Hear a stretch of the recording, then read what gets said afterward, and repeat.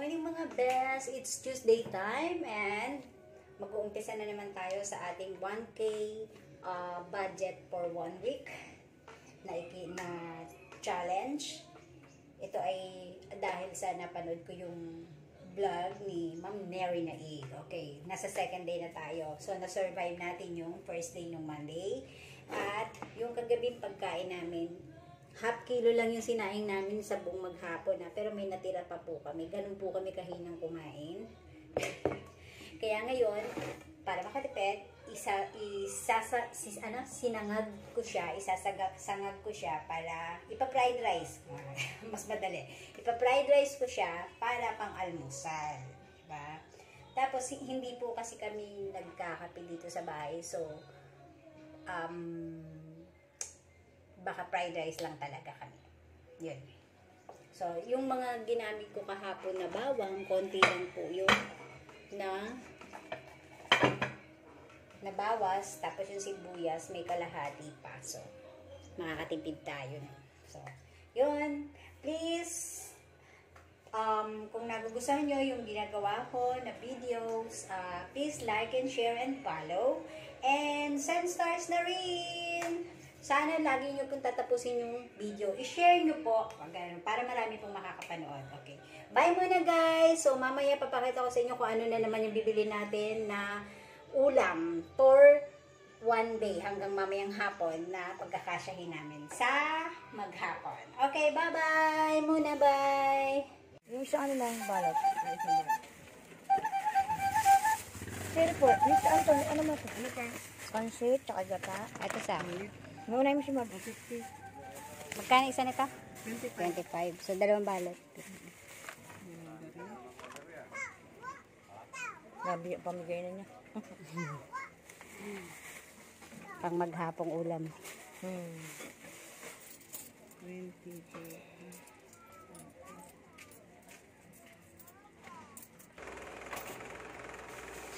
Yun guys, nakabili ko 2 na ito, 25 isang balot. So, pang maghapon namin, 2 balot. Sobra-sobra pa sa amin to. So, ngayon, meron akong bawang doon, may sibuyas na ako, at meron pa akong magic sarap na natira dahil kalahati lang ang ginamit ko. So, ngayon, ang bibili ko lang ay oyster sauce.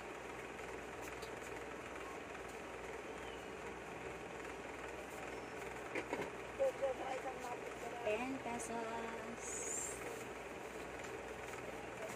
So, iniisip ko kung ano yung sahog. Pwede na siguro chicharon, sabi ng nanay ko, chicharon baboy, isang balot. Kung tag-7 lang. So, yun na lang para makatipid. Kasi mahal pang yung giniling o talagang baboy. So, chicharon baboy ang sasahog namin. Plus, isang pirasong hotdog.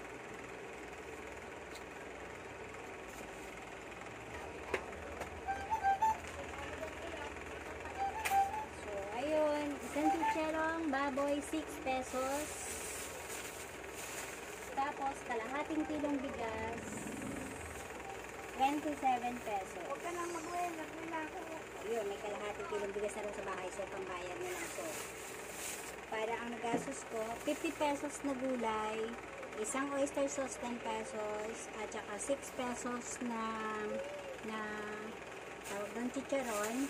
Tapos, 2 hotdog na tag pa 5 pesos, bali 10 pesos, at kalahating kilong bigas ulit para sa buong araw. So, ayun guys, mamaya kukumpitin ko ulit, papakita ko sa inyo kung magkano nagastos ko for today. See ya! Yes, I'm back guys. Okay, nandito na tayo. Kinukwenta ko kung magkano na yung nagastos natin doon sa 1,000k budget for 1 week. So, ang binili ko ngayon is kalahating kilong bigas, which is 27 pesos. Yung 2 balot na gulay na 50 pesos. So, gulay, 2 balot, 50 pesos. Hotdog, 2 piraso, 10 pesos. Chicharong baboy, 1 balot, 6 pesos. Mantika, 5 pesos. At saka paminta, piso. Tapos, yung oyster pa pala. Oyster sauce, pesos. So, all in all, ang total niya is 109 pesos.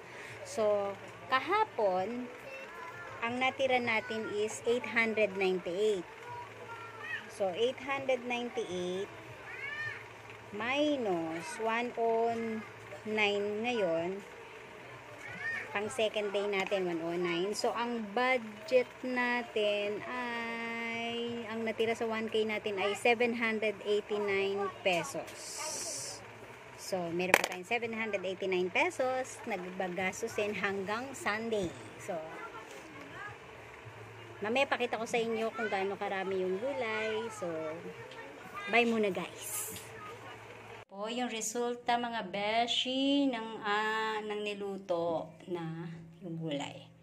Pa-chop suey siya style. 2 balat. Ang dami niya. Kung yung kahapon halos kalahati lang nito, sumobra pa sa amin. Mas lalo to ngayon dahil sobrang dami. Kita natin.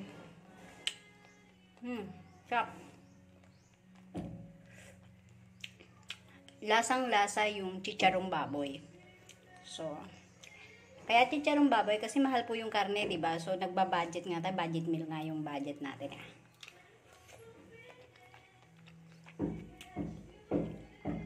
Imagine sa halagang 100 to 109 pesos. May pang merienda na. May pang hapunan pa. Sigurado sobra sa amin to dahil sobrang dami niya. So, yun guys. Maya uli. Bye. Kainan time. Munti ko na nakalimutan mag-video. So, eto na. Kinakain ko na nila. Matatapos na po kasi akong kumain. Nung naalala ko. So, nauna nang kumain yung nanay ko at saka yung pamangkin ko. So, ako na lang. Hindi po talaga kami sabay kumakain kasi pag kumain yung nanay ko, papalitan niya ako sandali sa tindahan. Tapos ako naman yung kakain, maliligo. Tapos saka ako siya papalitan sa tindahan. Ganun po yung style namin. Sa gabi naman, halos hindi rin po kami masyadong nagsasabay.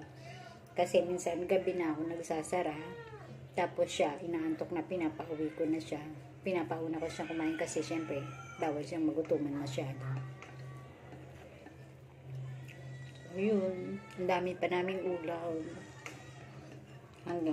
Pag nagmerienda ako mamaya, papapaking ko lang yung ulam. Kasi ayoko ng masyadong maraming kanin. Kain na po! Sama tayong sulok ng mundo naroroon. Let's eat!